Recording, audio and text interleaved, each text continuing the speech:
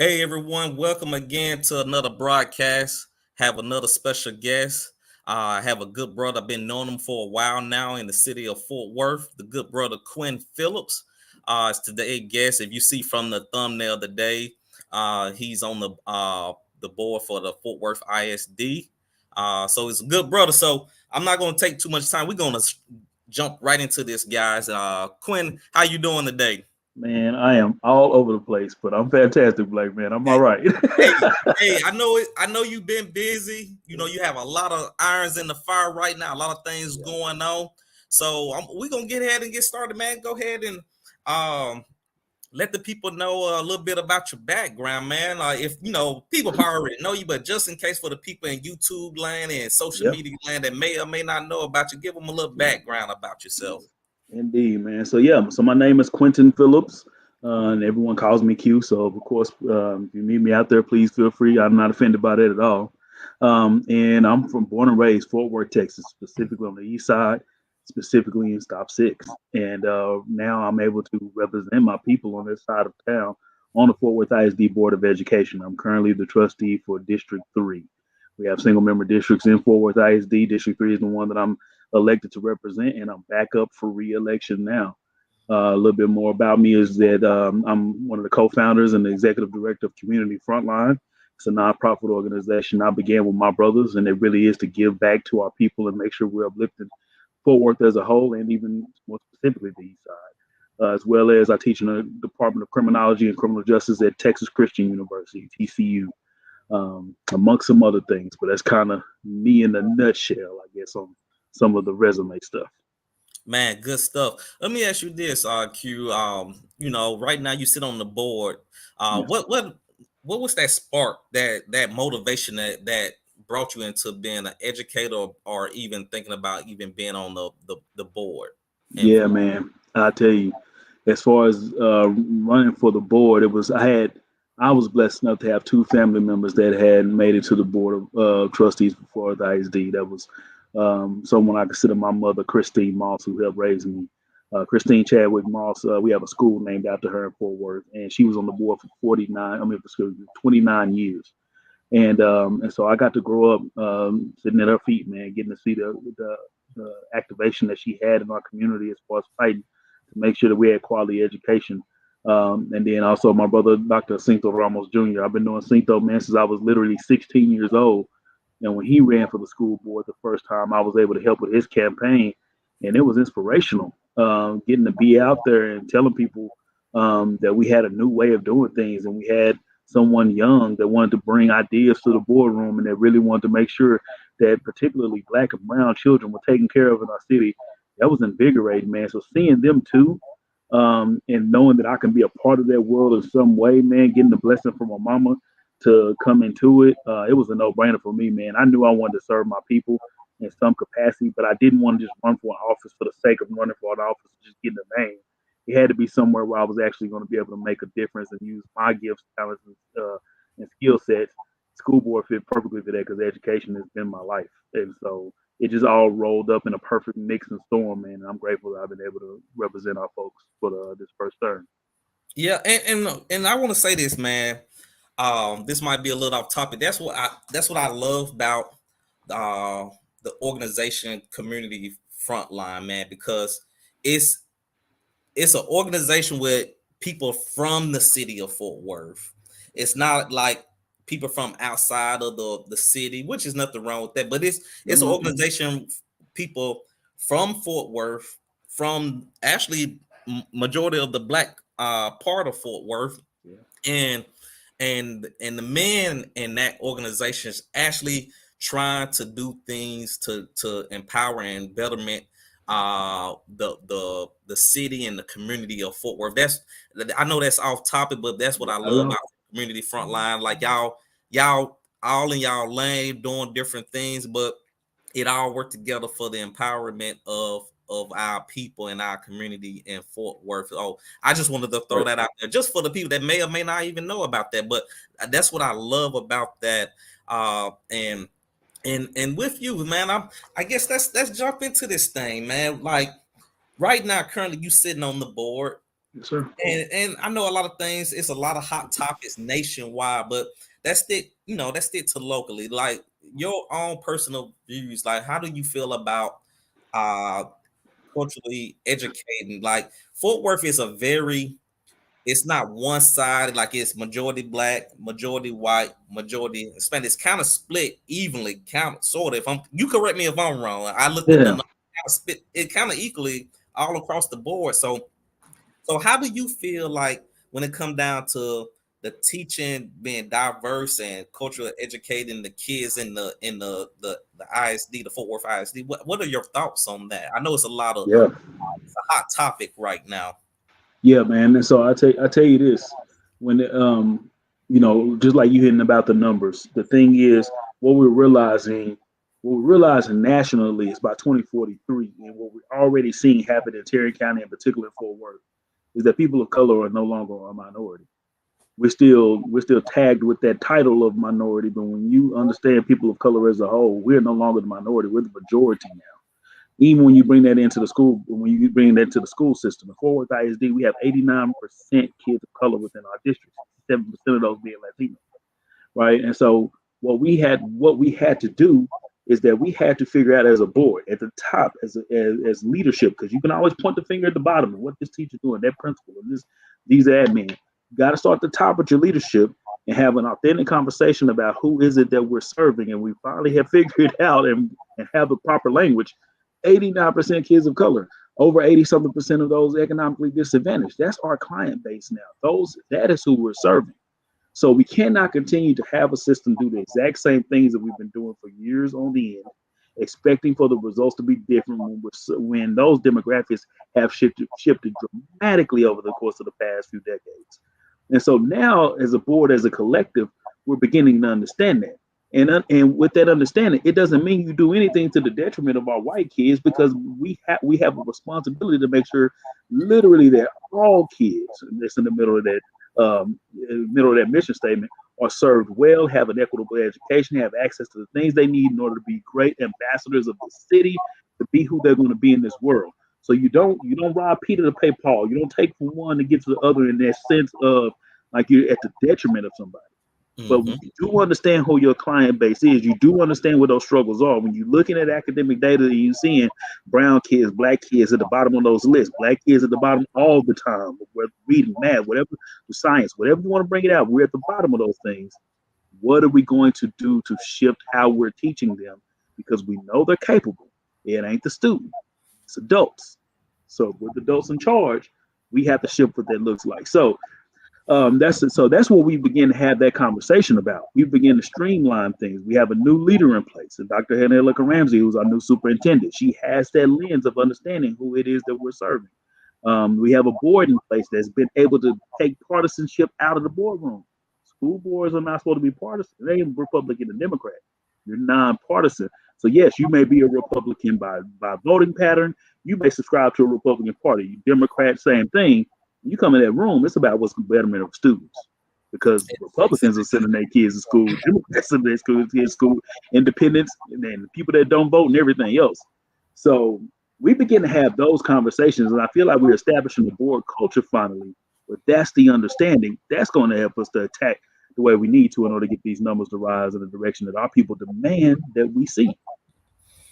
Man, that's amazing. And you made an interesting point. You say you're not taking away from one demographic to serve another demographic. So let me ask you this: like, in a demographic that's making the most noise about the changes or uh, uh, being more diverse with the education of different races when it comes to schooling, what are the fears you see? I'm not there at the meetings all the time. I'm gonna be honest. I mean, I should be more involved, but I'm not.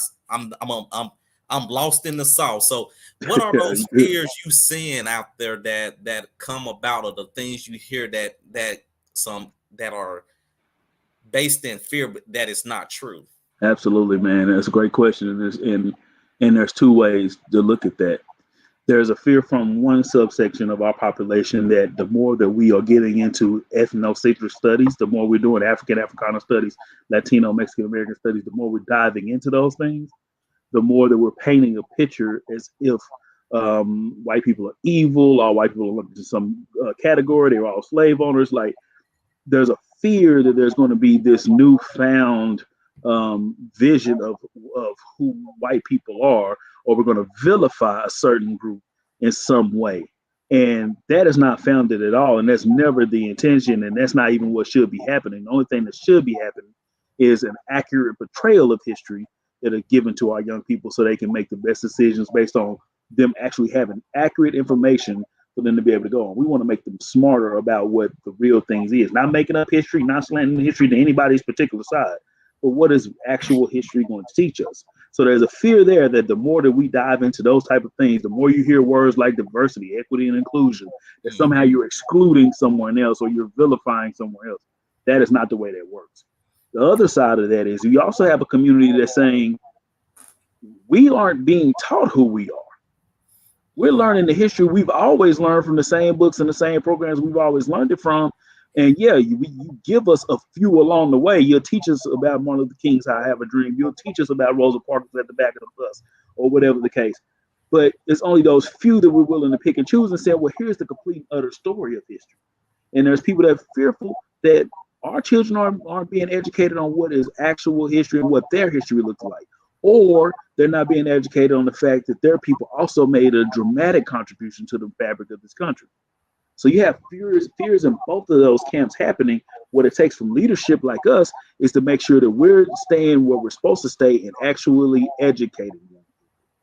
What is actual history, and allowing you to be able to have access to that, and all of it's good, bad, and ugly, for you to be able to make decisions about what that looks like. Young people in our building, no matter what race or background you come from, we should be able to teach you who you are and whose you are, and be able to instill in you pride in who you are, because nobody should walk away feeling bad like they did something. You just have to be able to know what accurate history was. And if you know accurate history enough, you won't be doomed to repeat it. That's what our job is. So those are some of those fears, brother. And we got to quench those fears and just make sure that we're teaching the things that are actually supposed to be taught, which is accurate portrayals of history in its totality, not what we just want to pick and choose out of. Wow, good stuff, brother. So that brings me to another part, because I'm an outsider. I've been here long enough, but I'm at the end of the day, I'm still an outsider from Fort Worth, and we claim you, man. Yeah, thank you, man. Thank you. From everything I hear, I don't never hear good things about Fort Worth ISD. How do we go about changing that? Because let's say right now I don't have a family. What if I live in Fort Worth? Yeah. So what if I decide, man, I want to have a family, but all I hear is bad things about Fort Worth ISD, and I'm like, man, I can't stay in Fort Worth to raise a family because I hear bad things about the school district. Yeah. What would you say to change the narrative of that? Absolutely, man. I love that. I haven't even got to ask that one yet, and I love that question, man. Because you're right. Because usually when we hear about school systems, we're hearing about the negative, particularly in Fort Worth. What I would say to that is you're on the conversation right now with a Fort Worth ISD graduate. K through 12, my entire career was based in Fort Worth ISD. All of my brothers and sisters, same thing. Talk about community frontline. Each one of them brothers that we talked about as part of community frontline, we Fort Worth born and raised, and we were public school kids. We weren't getting private education nowhere else. We were in these halls, walking these halls. So one, you see some fruit. You see some fantastic products that are coming out of this, that are coming out of this particular school system. But that's just talking about the past, right? Because I've been out of school for however many years now, right? Yeah. Even now, skin in the game, my children right now in the Fort Worth ISD schools, my two boys are thriving. Yes, a lot of it has to do with the fact that me and their mother are able to give them things that maybe me and their mother didn't have when we were coming up. But they're being supplemented and they're being advanced in Fort Worth ISD schools. Same thing with my nieces and nephews. They're in Fort Worth ISD buildings. Now, also bringing that even a little closer to home, talk about where I particularly get to govern, which is District 3, Eastside, Stop 6. If you go look right now at our grading system, accountability rating from TEA, the state of Texas comes in, does the accountability rating, tells you what your school district is. One, Fort Worth ISD is a B now. Yeah, we were C for a while, but we're a B now. That is a beautiful thing to be able to tout that we are doing excellent work in the city of Fort Worth, and we're one of the good districts within the state of Texas. We're at a B rating. Same thing when you look at District 3 now. We had All the schools in District 3 and that's on the east side, Stop Six, Dunbar, Pyramid, all of them have an acceptable accountability rate now. We don't have these horrible bad schools that people stigmatize and say, oh, well, they doing bad over there. Them the hood schools. No. Our schools all have acceptable accountability rates except for one. That one is J. Martin J.K. Middle School. And we have fully invested and completely understand what the issue has been there. One, we've had a turnover of leadership every year for about a decade at J. Martin J.K. Middle School now. For good, bad, whatever those things may be, but you are not going to get any success if every year you pop up as a new leader over there doing something. Somebody got to be able to sustain. We found that person now. Dr. Channa Berry is a fantastic principal. She has the support of the community. The faculty and staff of the school love her. The students love her. And she wants to be there. She loves Stop Six. She loves her school. So we got our leader in place now. We have our new superintendent who sees that that's where the healing needs to be. And she's making the investment over there to make sure that Dr. Berry is going to have everything she needs for J. Martin K to get where it needs to go. So J. Martin K for a moment was at an F. It's no longer at an F. It's at a D now, right? Being real about it. But we have the whole trajectory planned out. That sucker's going to be at a B very soon, and our kids are going to be able to reap the benefits of that, right? So when you talk about Fort Worth, man, don't believe that narrative. My kids are in these buildings. My nieces and nephews in these buildings. My neighbor kids in these buildings. Our schools are thriving and doing well. Do we have improvements we have to make? 100%. Ain't nobody throwing their hands up. Oh, we did that. We're done now. But you're going to get a high quality education in Fort Worth ISD. Your kid is going to be able to compete in the workforce. Your kid is going to be able to compete for college. Your kid is going to be able to compete for military if that's the route you choose to take. There is no limit, and we have countless examples that that's the case. Man, good stuff. And we have a question. Isaiah Thompson, he asked how they're being graded and on what test scores, attendance, etc. So it's kind of a combination of all those things, brother. And so, so when TA do their accountability ratings, they take in a whole lot of those things, right? Average daily attendance, they take in the test scores from young people. They kind of got a mix of all those things, right? And so then they can, and a whole lot of it ends up riding on those test scores. But even with those test scores, now we're able to see one of the narrative was we had a higher standard in Fort Worth than even the state of Texas did when they came to the testing. So when people were getting a narrative, they were like, oh, only 19% of the kids passed. No. We had a majority of our kids pass. The 19% we were talking about was the ones that actually made exceedingly beyond. But that don't mean that it wasn't some under there that had met what they needed to meet as well, right? But that goes to your question earlier, Quinton, about what we need to do about the communication. And we've already started that. We have to communicate that out so people know that. Because if I just say, hey, only 19% of kids was able to read the grade level Fort Worth, that's going to spread, and that's what the narrative is going to be. But if we bust out that taper report and be able to show, like, hey, let's congratulate our kids on this number really being the real number, it helps people to know, okay, all right, I can see what's happening over there now. So, but that's a district thing. That's something that we have to work on to make sure that we're telling our story and putting our narrative out there. Thankfully, we are now doing the revamp where we have leadership in place that also understands that. So then that's what you're going to be able to see from Fort Worth ISD is what the true narrative really is. So so it's a mix of those things, brother. Predominantly test scores, and like I said, you look at District 3, we're thriving, man. All of our schools, all but one, all of our schools have an acceptable accountability rating for the state of Texas. Man, that's good stuff, and I like the transparency. And I wish that with the message you just said and the things you're saying, I'm glad that you're so positive and optimistic about things, because a lot of times, as they say, the bad news travel faster than anything. And it's good that we getting that message out there of the improvements as well that you bring into the forefront. And that's music to my ears, because I love the people of Fort Worth. And if I was to have a family, I would love to stay in the community, the Black community, Black part of Fort Worth as well. But moving on though, but let me ask you this now. So how do you look at things when it comes to in the public education sector with competing for those high quality students, and because you got your charter schools, you got the rise of private schools. Like what are you doing? And you can talk for the whole ISD or just your district per se. What are the things or some things you have on your mind you want to implement to compete, to bring in those quality students? Because if you Me personally, you the educator, you tell me, I feel like if you get those quality students, it'll Mm-hmm. rub off on what we call not so quality students. It'll just, you know, I feel like it'll rub off, you know. It will rub off. And Yes. me, and I just definitely want to let you talk to that, like how you're planning to get those quality students. You know, I know you got to fight against the negative press of the Fort Worth ISD. I know that's one thing, but I would love to hear your idea and your strategy on that. Yeah, no, I love that, man. And like you're saying, the principle you talking about is that a rising tide lifts all boats, right? If we have those ones that are thriving, they're going to be pulling up the rest of those that may not have been, but that's that inspiration, and they're in the building, right? It's like getting a, you know, it's like getting a player in the room that serves as a coach almost, right? You know, that kind of thing happens all the time where people start doing better. But I'll say this, man, as far as strategy about doing that. One, again, it's the conversation you got to have at the top in the boardroom and with one another about understanding the landscape of what we're dealing with. People have more choice now than they've ever had in their entire life when it comes to public education. I'm not even that old, but when I was coming up, I knew where I was going to school by just where I lived. It wasn't no question about it. It wasn't no, well, we're going to see if we're going to put you over here, or if we got enough money to send you this private school, or wasn't no charter in the backyard. You live here, you zoned to here, you going here. And that was my whole K through 12 experience, right?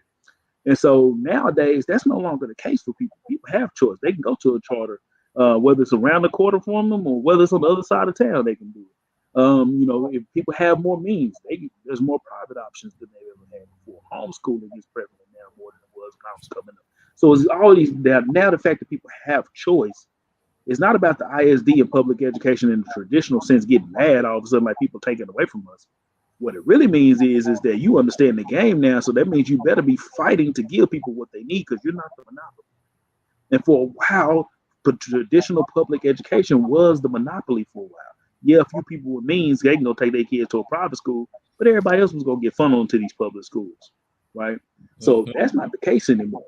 So what you going to do? Are you gonna step up and you're gonna give people what they need? Or you gonna fight for these folks? Or you gonna understand the healthy competition that's at hand at the moment? Or are you gonna fold and just let folks go over here? Or if you're gonna continue to give the status quo and let folks choose because you think they ain't figured out that they got choice yet, right?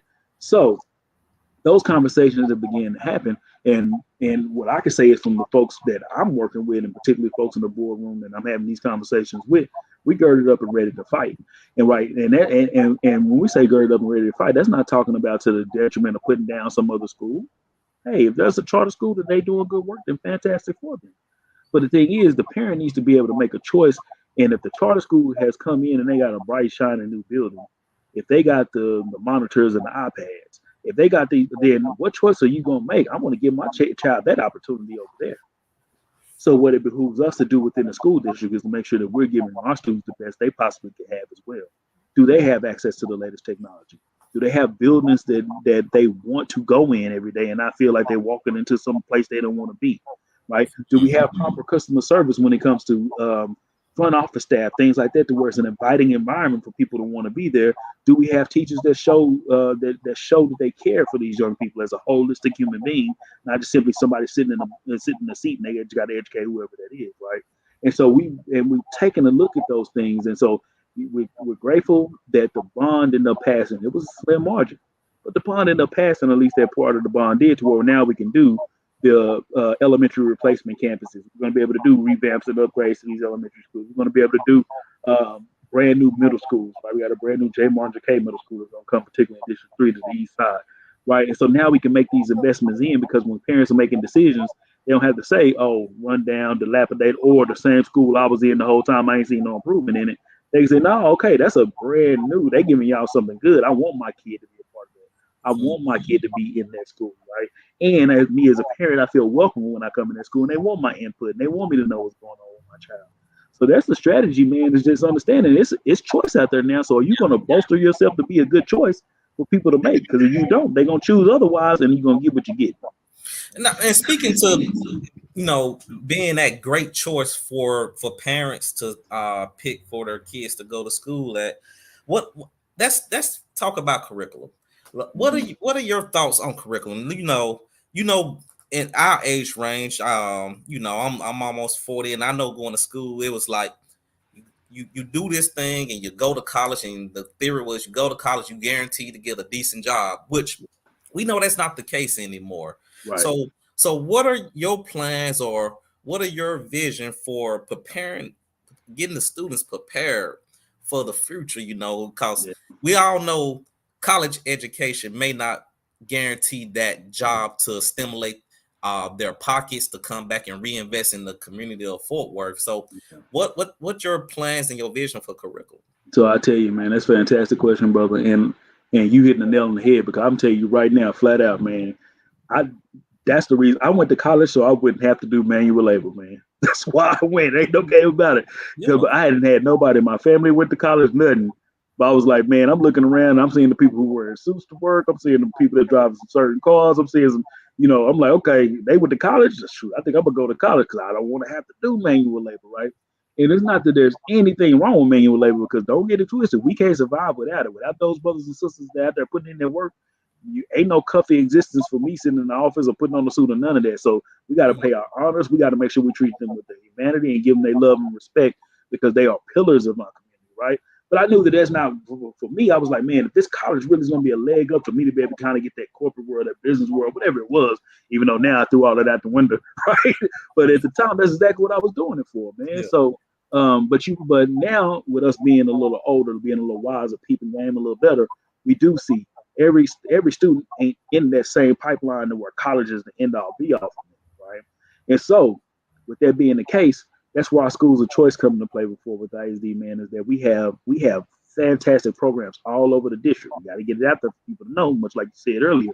But man, if you want to do medical technician, you want to be nurse, you want to be a chef, you want to be in cosmetology, you want to be in automotive, we got aviation, we got like all these things scattered throughout the district where we specialize in law enforcement. No matter, like, all these different things are around the district that a young person can go into, and they're still being prepared. If college is a choice for them, they still can be intelligent enough, have the grades, the credits, everything they need to go to college.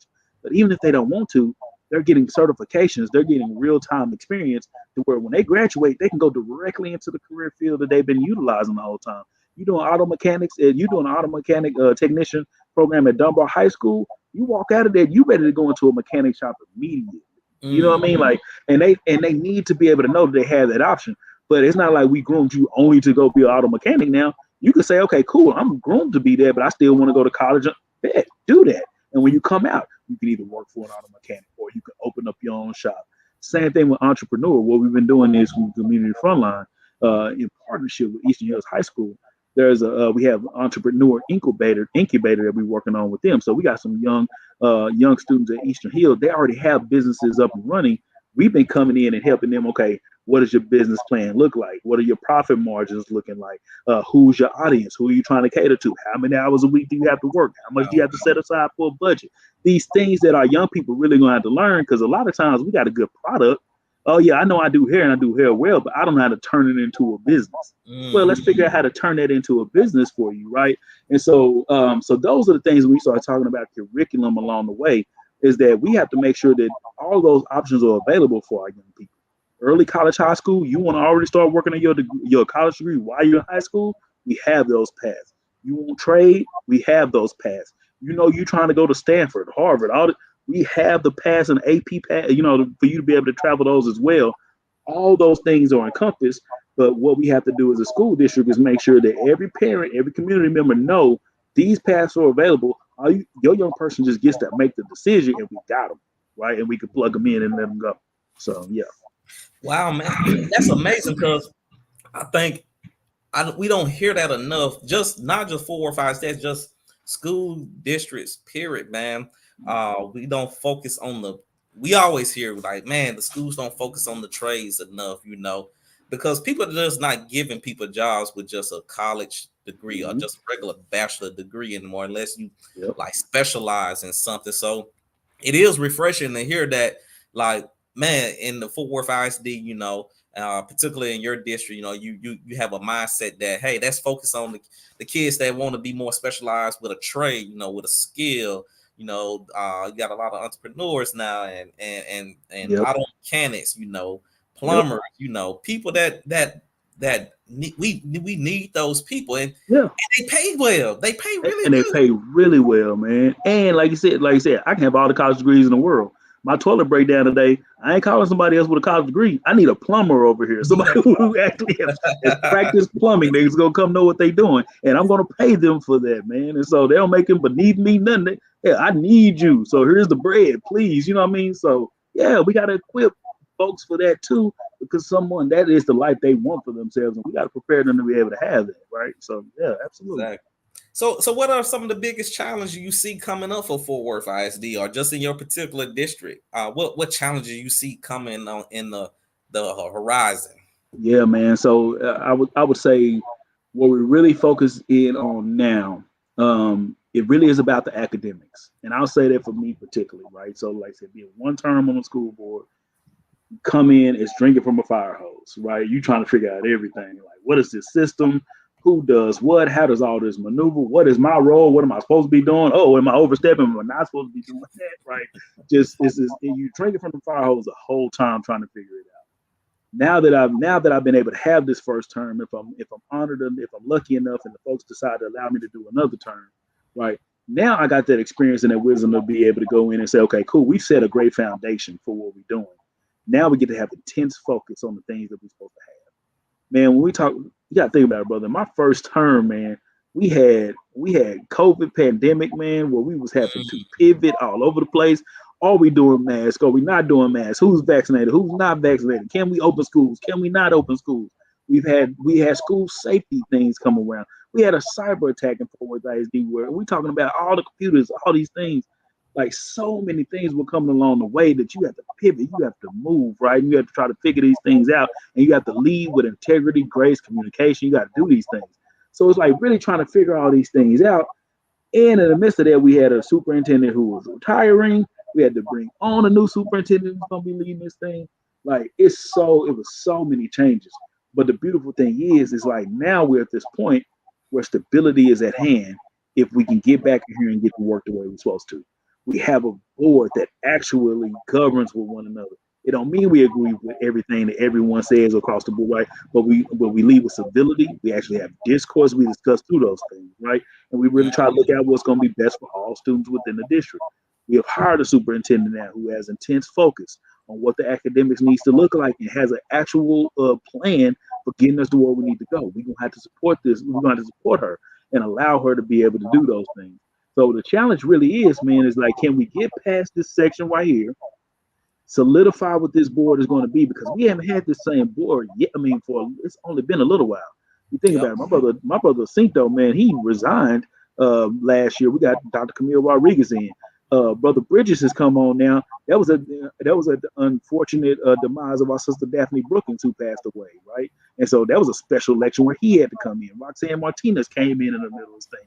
So even though we've established finally a good board culture, we haven't had this same board together long enough to really do what I know that we're capable of being able to do. So that leadership, along with that new superintendent, and an intense focus on academics. Academics is saying who's at the bottom of these lists. Okay, it's black boys and girls that are at the bottom of these reading lists, and what are we putting in place to make sure that they are the ones that are touching the hardest to make that number rise? Okay, if we see them in the discipline stats, if we see our facilities and we see which ones are lacking and which ones are not, how do we put intense focus on those things? That's what we're facing right now, man. And then, of course, from the state legislation, they playing political football with kids' lives, man. We doing vouchers. We not doing vouchers. We taking over this school district. And man, we can't afford for folks to be playing with people's lives right now, man. We need consistent, stable leadership to say we got a vision and a plan for where this is going. If y'all let us enact it, we're gonna enact it. We're gonna reap the benefits from it, and we're gonna have the wherewithal to pivot if the sea is not going down the right track and not just ride something out for the sake of doing so. That's where we at right now, man. And I'm fully confident, man, with another opportunity that we finna get this thing done, man. And we're gonna be having this conversation 4 years from now. Like, yo, it's dramatically different. These numbers have risen. I fully believe that, man. I like your confidence. I like Yeah. your confidence. And you got to be confident in your job, man. You can't go in with a bad spirit and a bad attitude. Well, that's if anything I get from this, I love your outlook on things, and that's refreshing. That's with all the things and watch the news, all the bad things and all the stuff across the country about education, the fighting and the stuff going on, it's very refreshing that to hear that the Fort Worth ISD board, they haven't been together long, but y'all can get along, and you see in the upcoming future that y'all will be gelling together to get more accomplished. So that's very uplifting and positive within itself. It's good to hear. But overall though, that's I guess that's bring it home. What would you say would be that overall solution for kids like that look like you and me, the Black students, to get that proper education in a Fort Worth ISD or in your district? Absolutely, man. So I'm gonna say, so I'll start with this, and this is not passing the buck at all, because I'm definitely gonna take the accountability as well alongside this. But I'm saying I'm starting with this because we actually just had a community meeting, not too long ago, a couple weeks ago, it might have been, whatever the case. We actually talked about the Black agenda, very purposely, specifically the Black agenda. What is it? What should it be? Do we even have a Black agenda? And if we have it, what should those things be? Right. One of the key points that came out of there, man, from a room full of Black folks that's chopping it up about, about our culture and who we are, is that we talked about how we need to strengthen the family, right? And that we need to make sure that we are supporting one another while we're strengthening that family one another. Just one of the things, right? There's many things we're going to do as the Black community, but that's one of those pillars that we need to work on, to strengthen the family yet again. I mentioned that in the sense of education absolutely starts at home, man. Like, and that means in this sense, that when you have a young person, the family unit is going to be the one that's truly educating them about who they are, whose they are. They're going to be on top of them about the things they're learning. Education really going to start at home, and then what you're doing is you're sending your child to school to supplement that, right? To be able to give, because schools have access to curriculum and books and things like that, and they have a structured plan as far as the things they're going to learn along the way. But it starts at home. And so, one, we have to make sure that that's happening within our family structures, that education is a priority, and that we're supporting our young person in the home while they're attempting to learn the stuff that the school is attempting to teach them. Now, like I said, about bringing that back and accepting that accountability. You can't just push that off and be like, well, if the parents do better, if the home do better, then the school will be better, right? No, that's an aspect of what needs to happen. But what also needs to happen along the way is that as the home is being strengthened and everything, we have to take a look. And this is where equity comes into play. Equity had began to become a dirty word. You say equity, sometimes you're saying something bad.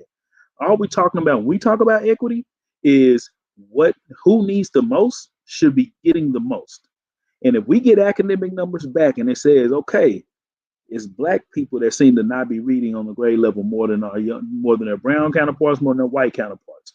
Okay, we see that there's Black people that are being disciplined more disproportionately than their brown counterparts and their white counterparts. When we get this information back, it ain't necessarily got to look at it as some type of indictment. You have to look at it as a reality and say, okay, if this is the case, how do we change that story? You can't just keep going year after year and seeing Black kids at the bottom of that list and deciding, well, okay, well, shoot, let's just keep doing what we're doing, and eventually, hopefully, it'll happen. No. If we take a look at, okay, if we looked at our discipline numbers and seen that Black kids at the bottom of that list, then why are they being disciplined more? What is it that we're looking at to be able to put something in place to where that number can begin to rise in a positive direction instead of being where it is? If Black kids aren't reading on the same level as their counterparts at the bottom of that list, then how are we teaching them to read? What are we giving them to read? Are they seeing themselves in the curriculum? Or are we giving them something that they can relate to and know about? Right. And so we've already began that process of teaching a new way of the way that we're going to read instead of doing what we were doing, because the way we were doing, that wasn't getting the results. So we're going back to to phonics, the way that we need to go back to phonics and look at things along those lines. So saying all that to say, when we talk about what the solution is, the solution legitimately is all of us. And that's not a cop out. What the solution really is, the solution is adults. Black kids are capable, brother, and I know it because I'm looking at one when I'm looking at you. You're intelligent, man. You know exactly how to say the things that you need to say. You represent us well, right? And you came up in school. Somebody taught you these things. Same thing with myself. I see my Black boys. I see my nieces and nephews. I see my neighbor. We have fantastic young people. They are not the problem. That means adults have to get their act together and figure out how we're going to better do for our young people. Yes, it starts in the home and the community, but that's where it comes to people like me, whereas my job in the school system to hold folks accountable to say, okay, if I'm telling you black folks can read, what are we doing to make sure that we are making that narrative true? I know it to be true, so we got to be able to prove it. So let's get in here in these classrooms and figure out how we're going to make that to where we can say, look, we told y'all this was the truth. Now you actually seeing the fruit of that. So that's what's going to have to happen, man. It takes us as a community. It takes us as adults. It takes the home and the family for it to happen. And then it takes putting folks in position to say, okay, we're telling you to go represent us, Q. You need to make sure you're doing exactly that, brother. Represent us and make sure these folks know, that we're looking at whether or not they treating our kids the right way and doing right by them. Man, hey, I love everything you said. I think that's real talk though. It's of course it comes down to educators, but at the end of the day, it takes a community. It takes people our age. It takes the business people. It takes everybody to get involved, helping with the kids. At the end of the day, I love that. But man, hey, we about to end it. But before we end it, let people know why they should vote for you, when to go vote, all that great stuff. The floor is yours, sir. Appreciate that. As far as when to go vote, April 24th through May 2nd is early voting. So that's always great to go exercise that right to get in there early. You don't want to have to wait in those lines on election day. I always wait till election day. It's like Super Bowl for me. I love it, right? But you can exercise that right April 24th through May 2nd. May 6th is the actual election day. So May 6th, I'm asking you to go out and cast your ballot. People have been asking me this. Why should you vote? Tell people why they should vote for you. The thing is, sitting in this seat now as the incumbent, the first time around, I had to sell myself and kind of let you know who I was going to be in office. I don't have to do that anymore in the sense of now, as an incumbent, that means I've been in this position. You get to actually see for yourself. Either you feel like I really have led with integrity, that I've been the person that I said I was going to be, that I actually have done the things that I said I was going to do, and I have looked out for our community and stood for us the way that I said that I was going to do, or I haven't. And either way is absolutely okay, but that's the thing. The power is in your hand to be able to make a decision about that. I do have other people on the ballot right now. If you feel like those people are going to do a better job than I have been doing, I cannot stop you from doing that. But I do ask you to exercise that right. Don't sit on the sideline. Don't let somebody else make the choice for you. You go to that ballot and you push a name on that computer screen saying that I'm riding with this person. So when it boils down to it is, like I said, me being an incumbent, I have a track record in place now. Either I'm the person I said I was going to be, and I've been leading the way that you would have me to do, and I've represented our people well thus far, or I haven't. And that's the choice you get to make. I do hope that their choice is me. I put myself back out there again, and I'm very willing to serve our people, but it is not Q Phillips' seat. It's District 3's seat, and we get to make the selection of who's going to represent us. I do hope that is me, though. Wow, man, great stuff. And people, I can't tell you who to vote and who not to vote for, but I think if you rock with my YouTube channel or you on Facebook, I try to bring credible people on the platform, down earth people, good people on this platform, to let the people I rock with, I want you to see what I see from them behind the scenes. So you're like, man, why you rocking with this person? I don't want to tell you just because I rock with. I want to bring these people on, let you hear from them yourselves. So, man, if you feeling everything he's talking about, go vote for the brother. Especially if you live on the east side of Fort Worth, go lend that support. Our kids are the future, so you definitely want to go out there and vote. I don't even have kids, and I think it's an important issue, because at the end of the day, they coming through the systems of the school system. These are the people we want to have come back into our community and reinvest like these brothers did, like Q did. He came through the Fort Worth ISD and pouring back, and that's what we need. We need 1,000 Qs, and I'm sure that's what he's trying to replicate. Yeah. So if you want another subset of Qs coming through Fort Worth, at least put it in consideration to vote for the brother, guys. But other than that, if you enjoy what you watched today, please remember to subscribe to the YouTube channel. Hit that notification bell. You get notified for great guests coming on like this. But other than that, Q, thank you for jumping on today, man. I know it's Friday. You busy. you shaking hands, you kissing babies, all that fun stuff, man. I appreciate you coming through. If you need anything, please reach out to me. But other than that, guys, all power to the people, and we out of here. Y'all have a good one. Enjoy your weekend.